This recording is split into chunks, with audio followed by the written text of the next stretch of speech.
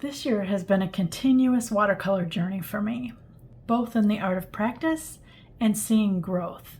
Some things have made it easier for me, and I wanted to share that with you. Some are purely aesthetic. You'll get those first. But then I really want to share with you what has been a game changer for me. The first things that are so adorable, you're going to want one of each, trust me on this, are little brush holders. They're actually chopstick holders, but look how cute the spotted dog is. Isn't he great? So he sits like this. The little brush sits on his back like that. So cute. I also have a little panda. The panda comes in 6 different styles. So he's laying on his back, on his belly, cross-legged. Isn't he cute? Look at that pose. Again, I love him. There's that. And then I've got this little pug dog. Look at this sweet face, you guys. Oh my gosh, he makes me smile. There's 2 different ones in this. And again, he lays down and your brush is there. I love them all. They're great for social media posts if you do that kind of thing. Otherwise, they just make you smile sitting around your desk. I have them all over and I just like to rest my brush on them because they are so darn cute. I mean, look at this face. My other utilitarian brush holder now is this one. And it is actually a soap dish. I use a couple soap dishes in my room. I use this one for brushes. I have all different size brushes, and it actually holds a pencil as well. And then I use this kind of soap dish too. It's just a plain soap dish, but I use it for my sponge so that I put my paper towel over it whenever I am using water, and it soaks it up without it leaking all over my table. So I like soap dishes for that reason. This one is very beautiful. It comes in white as well, but I chose the black. And you can see it's a nice deep ridge. It's marble, so you don't have to worry about it staining or getting wet or getting ruined. And I really like that. So this is a must-have for my studio. While I have my brushes out, these are 2 of my favorite brushes that I've been using lately. This one you might have seen in my Advent. It is a number 8 Princeton Aqua Elite, the long round. Now the difference between the long round and the round is the point here. The long round has a very long point. Let me get that wet. Look at that point. Isn't that gorgeous?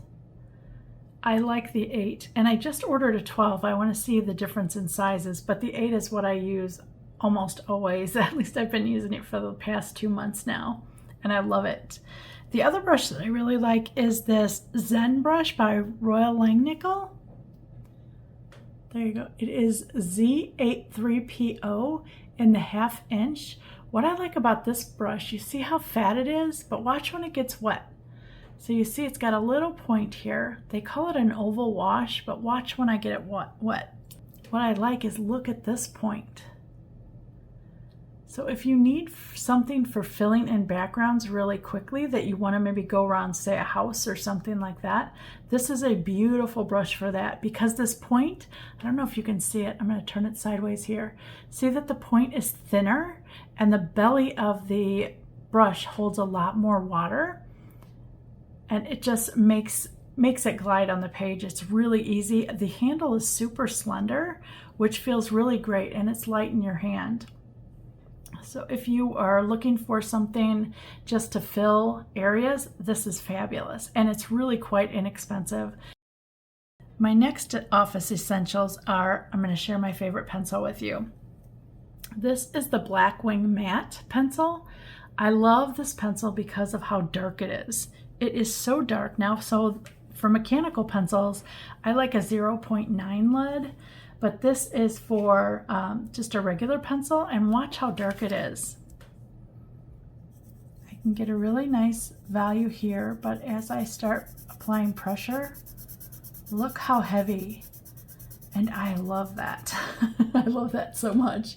You can also go thin to thick, thin to thick, and look at how beautiful that line is.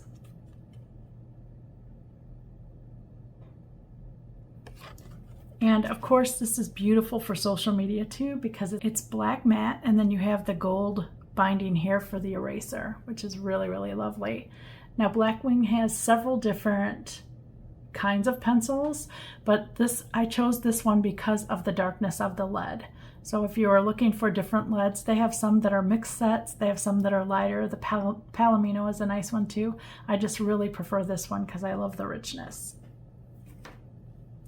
My favorite pen, you guys have seen me use this over and over and over.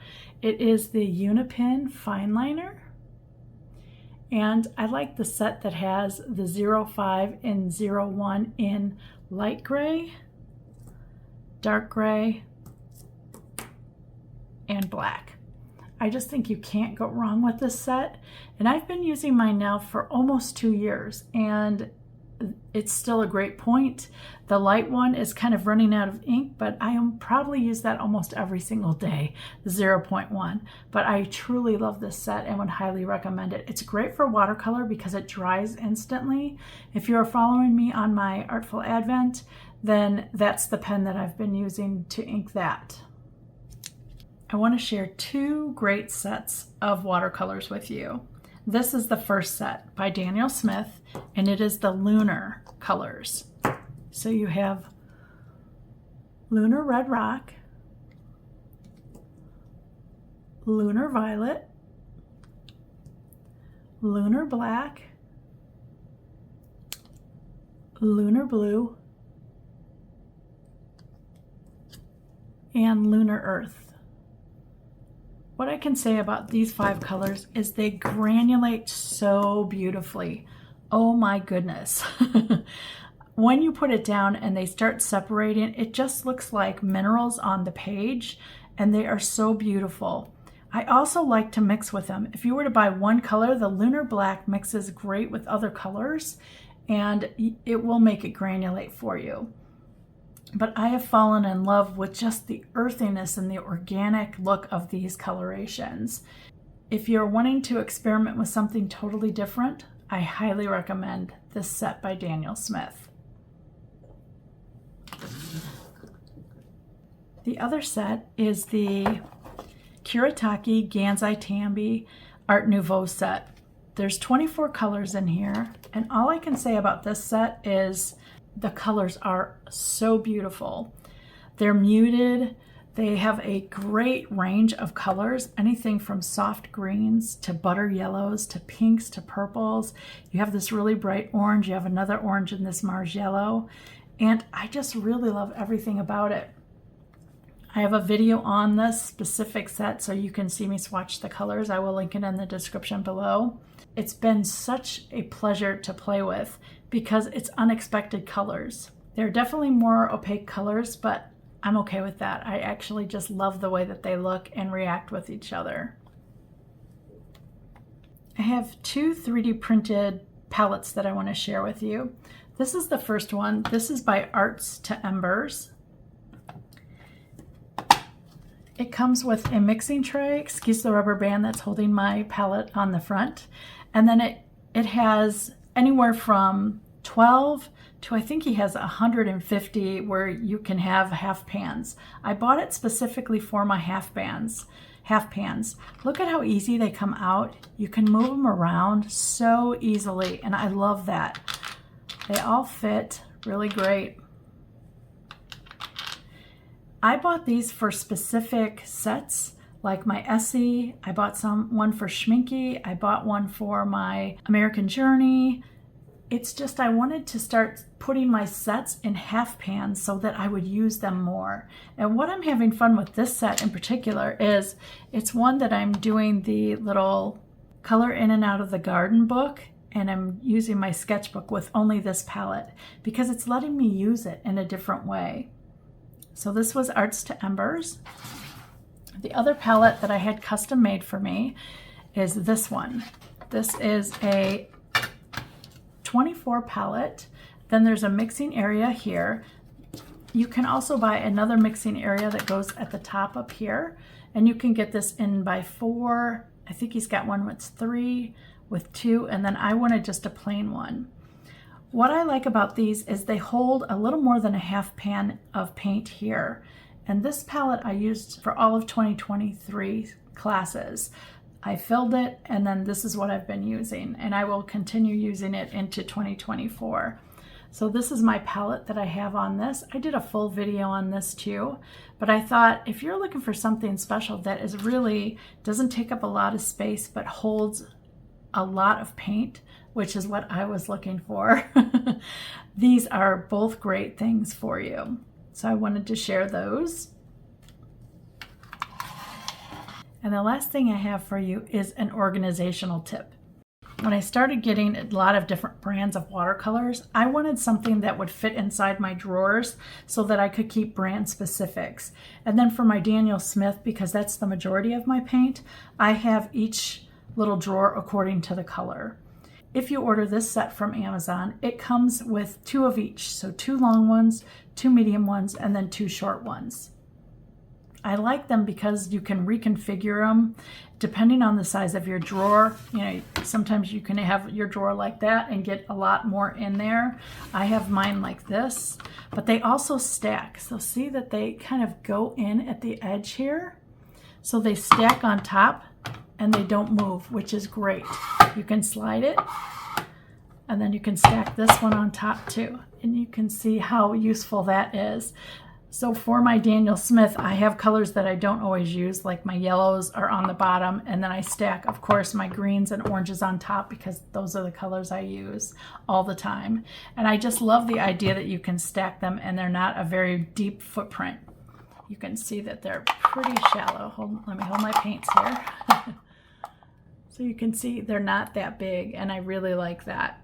I really like opening the drawer and easily finding paint. Because before I used to have a giant tote that I would just dig and dig and dig. And now it's just like, okay, I'm looking for greens, I find them. Or I'm looking for specific brands like my American Journey, I find that. Holbein, I find that. I've got like the Lunar Earth colors. That's what goes in this little one in my Daniel Smith drawer. That way I know where I can find things. So this is just a great organizational thing if that is something that you're looking for. I just wanted to share because I just love the aesthetics of it. In the description box below, you will find my website link where this is all laid out according to what I shared.